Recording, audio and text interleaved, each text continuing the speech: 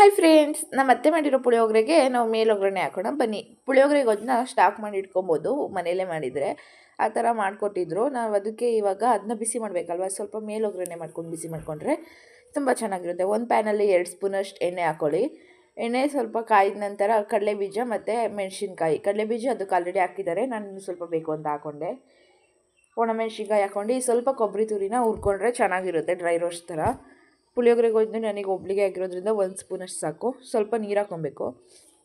ನೀರು ಹಾಕ್ಕೊಂಡು ಬೇಯಿಸ್ಕೊಳ್ಳಿ, ಅಂದರೆ ಬೇಯಿಸ್ಕೊಳ್ಳಿ ಸ್ವಲ್ಪ ನೀರೆಲ್ಲ ಗಟ್ಟಿಯಾಗೋವರೆಗೂ.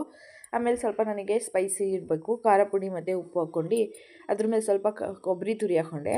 ನೆಕ್ಸ್ಟ್ ನನಗೆ ಎಷ್ಟು ರೈಸ್ ಬೇಕು ಅಂತ ಅಷ್ಟು ಹಾಕ್ಕೊಂಡು ಎಲ್ಲನೂ ಡೀಪಾಗಿ ನೀಟಾಗಿ ಮಿಕ್ಸ್ ಮಾಡ್ಕೊಂಡು ಒಂದು ಪ್ಲೇಟ್ಗೆ ಸರ್ವ್ ಮಾಡ್ಕೊಂಡು ಮತ್ತೆ ಮಾಡಿರೋ ಕೋಡ್ಬಳೆನ ಕೂಡ ಅದಕ್ಕೆ ಡಿಸೈನ್ ಮಾಡಿ ಲಾಸ್ಟಿಗೆ ಮೇಲೆ ಸ್ವಲ್ಪ ಕೊಬ್ಬರಿ ಹಾಕೋಬೇಕು. ಪುಳಿಯೋಗರೆ ಫುಲ್ ರೆಸಿಪಿ ಇನ್ನೊಂದು ವೀಡಿಯೋದಲ್ಲಿ ತೋರಿಸ್ತೀನಿ. Thanks for watching.